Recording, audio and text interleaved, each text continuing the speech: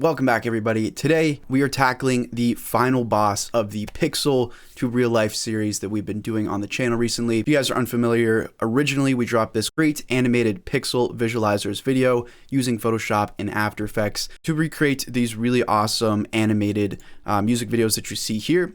Next, we followed that up with a create animated 3D pixel visualizer where we talked using Blender, which is a free 3D software. I talked all about how you can make these easy characters, customize them to your liking. Today, we're going to be taking those concepts, but sort of building on them.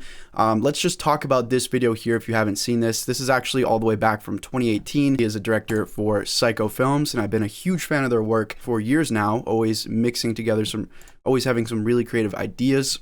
It's kind of mixing like video game style, really executed in a great way, where you can see they have these 3D pixel props, these 3D pixel characters. They convert real life characters into 3D pixel voxelized characters. If a lot of that sounds like nonsense to you, let me just show you. So here, for example, is a character or a kid here, the kid from the beginning turned into this 3D Lego brick looking thing and tracked back into our scene. That's one more advanced example that we're going to lead into by the end, but there's a lot more easy things that you can pull and take away from that we're going to teach you down the road in this. You're going to see how it goes from this normal 2D pixel animation, and I can't wait to show you guys how to do some of this stuff. So check this out. So what they're doing here is they're creating these 3D voxelized characters, and this is actually extremely easy. I'm going to show you all these free softwares for how you can create your own characters. I'm going to show you plugins for how you can do this at the snap of a finger. And even if you guys aren't into 3D, again, these are free tools. Just follow the tutorial and you can apply amazing concepts like this into your own videos. We're also going to show you how to track into real life footage. Obviously, this is just a scene of them in front of a light. They match the lighting in 3D and we're able to create something like this. Let's give you one more little example here. If you pay close attention, you can see this tent is actually voxel. You have this guy pushing a cart. This is voxel. It's a little hard to see with the motion blur, but these are all 3D voxel characters and cars tracked into the scene. Really cool. And that's the power of 3D. You can match the lighting so it looks photorealistic. It looks like it's meant to be in the scene. So this is the power of what you can do. Applying motion graphics, simulation, things that exist within 3D software to your 3D effect and blending it with real life. Now we're not going to go too in depth because this in and of itself would probably take another 30-40 minutes explanation, but I'm going to show you all the ways where you can start applying physics. I'm going to show you all the ways where you can composite in these characters.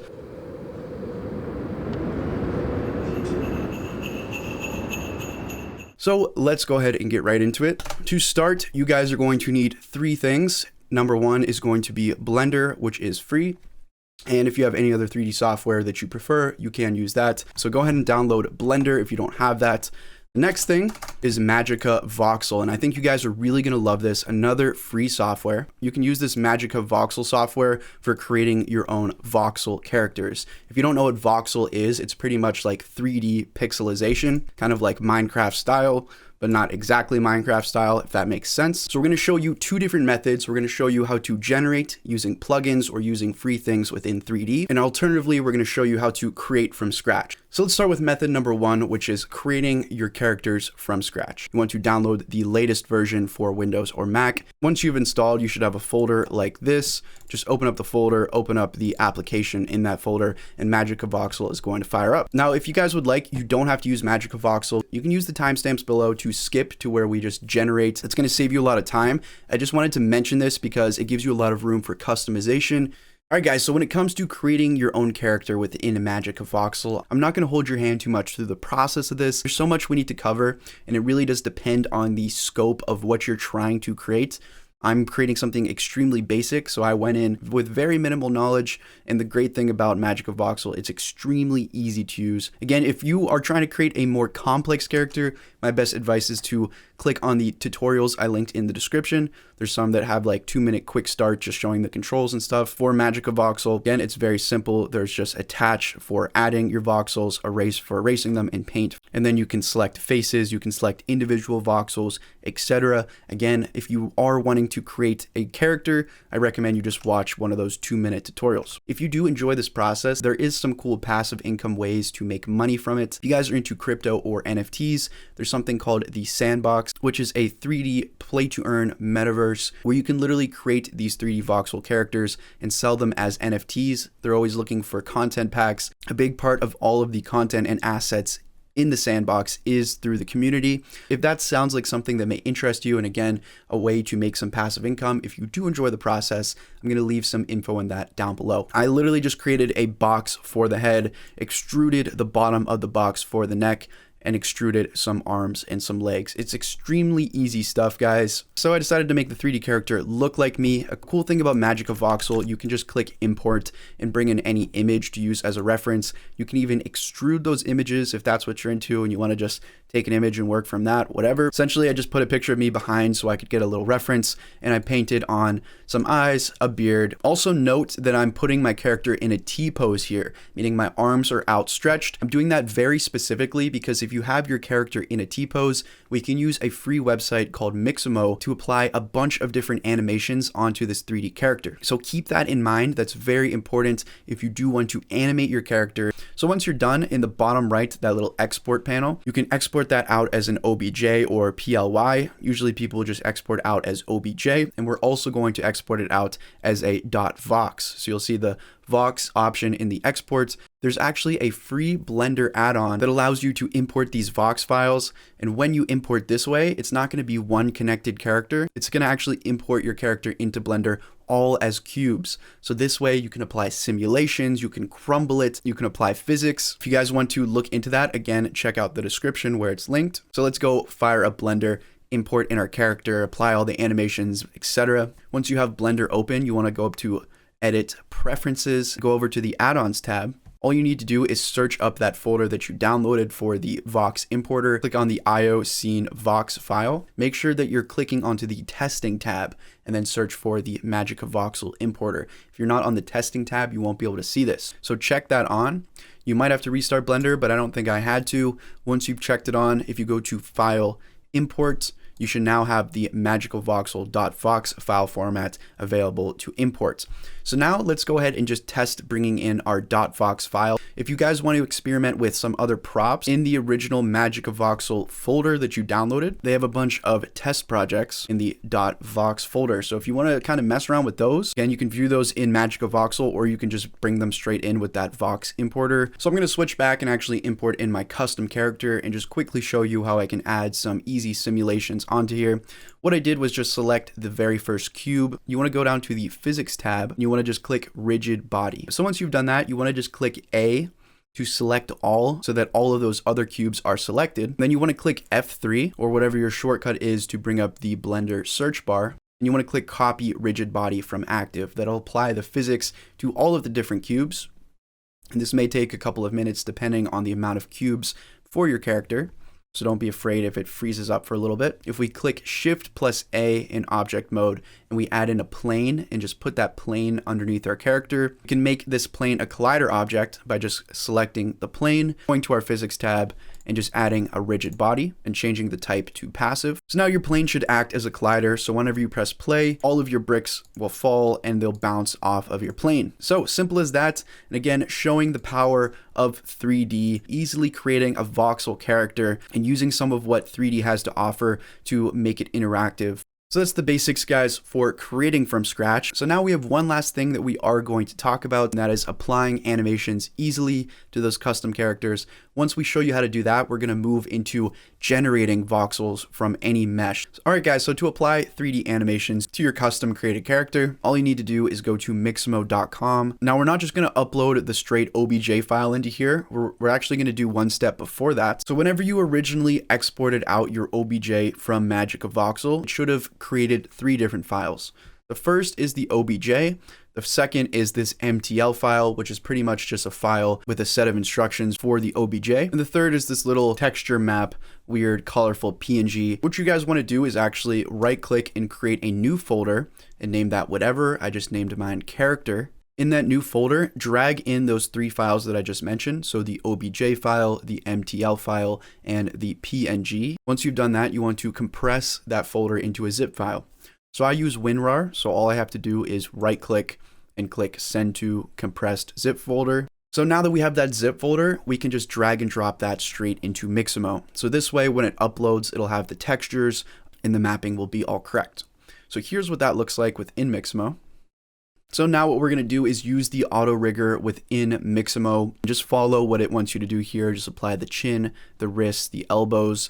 If you're having a hard time with your character, you can go back into Magica Voxel and just erase a little bit of a line as a reference for where your knees are, for where your wrists are. So here's what mine looks like. Again, the hands are a little bit bendy, but this is pretty good results for such a basic Lego looking character. And of course, if you want to do the rigging yourself, animating yourself, you can always just set up a simple rig within Blender. So all you need to do at this point is search through this library of animations. Once you find something you like, you click download and you can download an FBX file of your 3D character animated. So that's how you can apply animations to your custom voxelized character. Very easy, and you can do this in a very minimal amount of time. All right, guys, so that concludes the custom creating from scratch portion of the tutorial. Now we're going to talk about generating voxels from scratch. And this, in my opinion, is what they personally used in this J-Rock music video, just based on the style. Check out how easy it is to do the generation method. I'm going to show you how to do it in Blender with no plugins, and then I'll mention some plugins later. So I'm just going to import in a normal FBX 3D model that I got from TurboSquid. This is Soap from MW2. I need to apply the texture, which are also included in the download. So in the bottom left, I'm just going to make sure I'm in the shader editor, and then I'm going to select each of the individual parts and just click the little open folder here and find the corresponding image texture for that part. So here's a little time lapse of me doing that. Quick side note here, because this model is broken into different parts, I'm going to have to redo the steps for each part. If you guys' model is just one object with a completely baked texture for everything, you'll only have to do this one time. So step number one, select your object. We're going to start with the upper here. You want to duplicate it. So click Control C, Control V. I'm going to rename this to upper voxel. Select that upper voxel object, and you want to go and add a modifier. We're going to add a remesh modifier.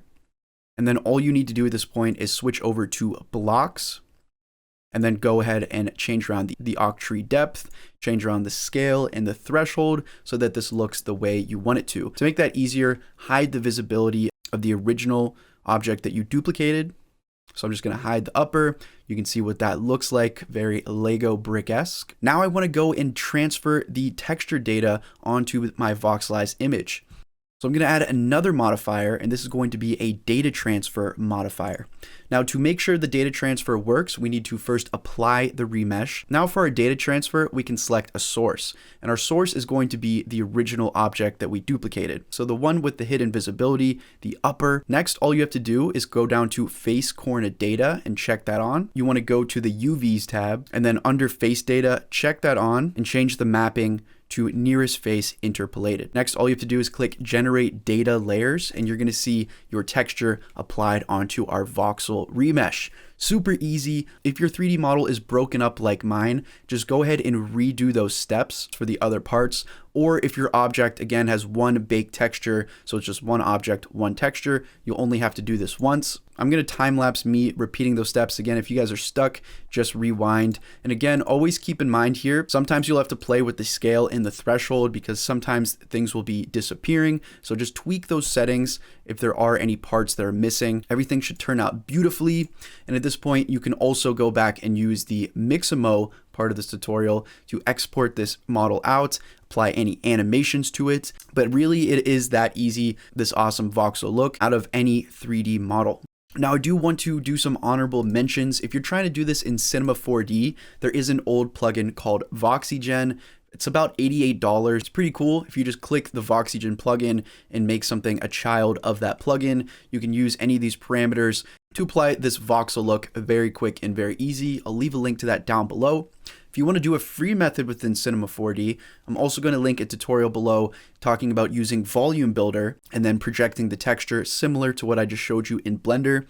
So C4D method will be down below. Either way, you guys now know how to create your own voxel characters from scratch. You now know how to generate your own voxel characters from any 3D model that exists on the internet or that you create. Now let me show you how to composite your voxel characters into real life footage. Alright guys, so to track your voxelized characters into real world footage, you first need your footage. I went to pexels.com to get some royalty-free stock footage and then downloaded this snowing Christmas street shot. I fired up After Effects and I'm going to go ahead and just drag my footage into the project bin on the left. And then I'm going to drag the footage onto this new composition button right here. So here's what this is looking like. And it's a little bit too long. We don't really need that long of an animation. So I'm going to end this around 8 seconds by just dragging this bar, right-clicking and clicking trim comp to work area. Now I can actually do all of my tracking within After Effects, and this is optional. If you guys want, you can do your tracking in Blender, C4D, whatever. So I'm going to right-click on my footage, go to Track and Stabilize, and click Track Camera. Then I'll let After Effects do the rest and get some tracking data from the shot. If you want a good, clean track, make sure there's not a lot of motion blur. All right, so my camera has gone through and solved. If I scroll through here, you can see all of this tracking data that we've now gotten from this scene. If you're not seeing that, just click in the effect controls up here to see that, for this to pop up. And this is a pretty clean track, so hopefully we should get some good results. Now I want to go and find the place where I would like to place my voxelized character into my scene. So for me, I think somewhere on the sidewalk is fine.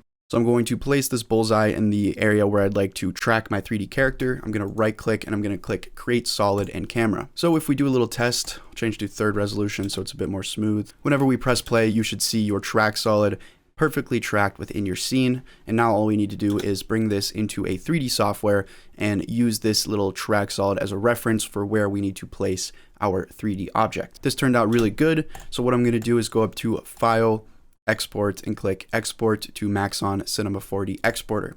Now I'm going to do this within Cinema 4D just because that's my 3D software of choice. The workflow is exactly the same with Blender. All you need to do is download a free script that allows you to export, instead of to Cinema 4D, export the cameras to Blender. I'm going to leave a full tutorial down below if you guys would like to do this within Blender. But either way, export it to C4D or use the script down below to export to Blender. Go ahead and open up your 3D software depending on where you exported your tracking data. So I just have to go to File, Open, and open up the project file that I exported from After Effects. Again, if you're doing the Blender way, follow that tutorial to open it up within Blender. Once you have the tracking scene open, it is exactly the same. You're gonna have a camera, which if I click off this little camera control in C4D, here's what this camera looks like. And you can see how the camera is going to be moving in 3D space because it's mimicking the camera motion from the original footage. This little solid here is what we created in After Effects as our reference for where we want to put our character. So all we need to do is bring in a 3D character and just plop it right here on that plane. Same exact thing in Blender. Just import in your character and just position them right here. So let's bring in Santa. I'm going to go to File, Merge Objects, and I'm going to import in my Santa.fbx. So what I could have done is textured it all in Blender and then brought it into C4D once I've applied that voxel generation method that I showed you earlier. Or if you guys paid for the C4D plugin, you could just click Plugins. Once you've installed it, you just click Voxygen. See, if I place them as a child individually, I can just duplicate these and it'll still have the textures applied.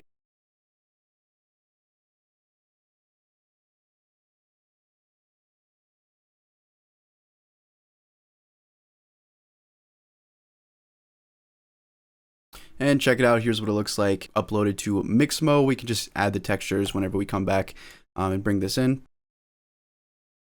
All right, so I downloaded an animation from Mixmo, just this waving right here. And to prep our character, all I have to do is just select the texture tags on the original T-pose, drop it onto there.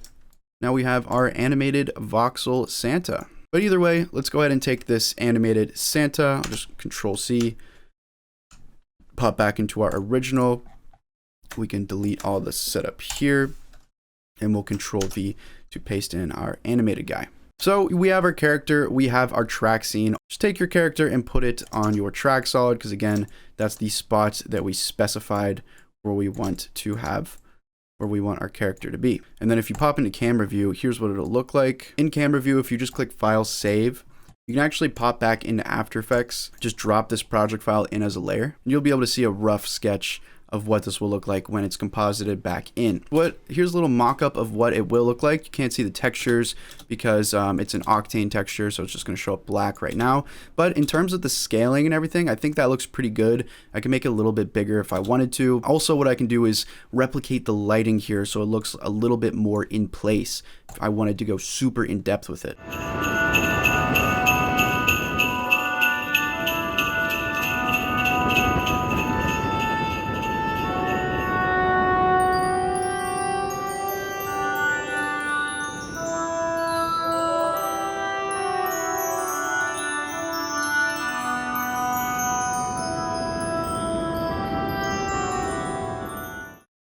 Alright guys, so again, I just set everything up to make it match the lighting a little bit more. Now I'm going to go ahead and render this out and just composite it back in. Don't be scared that I'm showing in C4D. Again, it's literally just putting your voxelized character onto the plane, and then at that point, do what you want with it. You can put your lighting in Blender as well. You can add shadow catchers. You can do whatever in Blender. You can do everything in Blender here that I'm showing you. I'm going to go ahead and export. All right, guys, so once your animation has finished rendering, in After Effects, you just right click in your project bin and go to import multiple files and navigate to the folder that you set up previously. So here's mine, Santa waving animation. Here's all the frames that I exported. Select the first one, import as footage, and click import. And then I'm going to click OK and then done.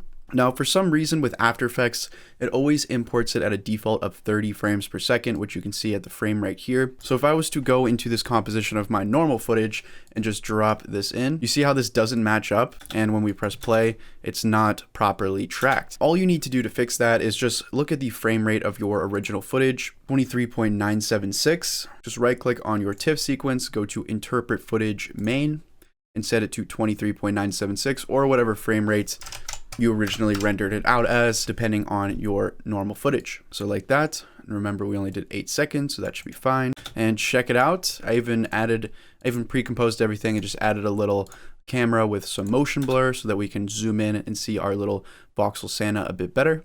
Really cool. The track looks awesome. You have those nice natural shadows in there. So it goes to show how easy it is to replicate that music video and bring those voxelized 3D pixel characters into your real world footage, match the lighting, and I really loved how this one turned out. Last thing I do want to mention here is the exiting, is this last scene where you can see all this different simulation Mograph style things happening with the cubes, and it composite and transfers this real world person over. The steps for this would be very similar, where we composite it into real life footage. The only difference being if you want this fancy animation so that it looks like it's transforming over, you guys need to look into Mograph, and I'll show you some quick examples, and of course link a bunch of tutorials below if you're working in C4D or geometry nodes within Blender, which are essentially the same exact as Mograph and C4D, being able to transfer and create these simulations. So again, I'll link all those down below. I'm going to show you a little beginner version of this in C4D. This is just using the plane effector. So some basic motion graphics stuff within C4D. And if you want to look into this for Blender, again, I mentioned geometry nodes. All you have to do is go up to Mograph and just click on Poly Effects. This will allow you to change around these different objects. So what I'm going to do is select my voxel character that I have here, just the standard object. I'm going to hold Shift and select the Poly Effects, and I'm going to click Alt G just to null them together. And I'll name this character transform or something like that. I'm going to go ahead and click on the poly effect, and we're going to go to the effectors tab. There's a Mograph effectors you see here. An easy one is just to add in a plane effector, and you see automatically how it's kind of changing and chopping things up. But what you want to do is go to poly effects, make sure the plane effector's in there, and then you just need to change the fall off for your plane effector. So right now, if you click on the plane effector, go to fall off, it's set to shape infinite. So if you want to have a specific shape that you're moving around and animating, you can change around here. So maybe just make a sphere, and then we can change the size of the sphere. And then you'll see whenever we move the sphere over top of our object, it's going to be transforming it in this weird motion graphics way. If you want to change the look of the transformation, go ahead and select the plane effector and go to parameters. And what you can do is change, and you'll see you can change around position. If I put up my X, it's transforming in the X axis, Z axis if I really wanted to. You can change by scale. Let's put it to uniform scale and -1. Now you have this sort of like box looking thing. course, you guys can play around with how that looks. It's as easy as adding a little bit of keyframes. So you could go to coordinates, transform this, or just click this little set a keyframe button. But you move a certain amount of frames and you can animate this across and make sure you reset the keyframe. So just like that, we created a little animation of our Mograph effector, our plane effector, just doing some cool little tricks upon our custom character. So that'll open the door to some cool things that you can do with this. Again, it really depends on the look. It really depends on what you're trying to do. So just utilize the information out there.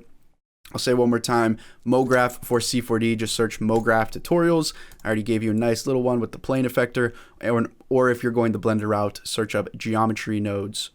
And it's pretty much, again, the same exact thing as Blender motion graphics. So hope you guys did enjoy this tutorial. We're probably going to step away from the 2D pixels, the 3D pixels for a little bit, talk about some other new things, dive into some After Effects transitions and things like that. But I think that using these 3D tools to amplify your videos and really bring ideas to life is the future of where the space is heading, where this tech is heading, where the culture is heading. As these 3D tools get into the hands of the average person, you're going to see a lot more amazing things coming out of indie developers, individuals. It's not going to be so locked into studio things. And, you know, with Blender and things like that, you already have tools at your disposal that are 100% free that you can start experimenting with if you just start working it into your workflow.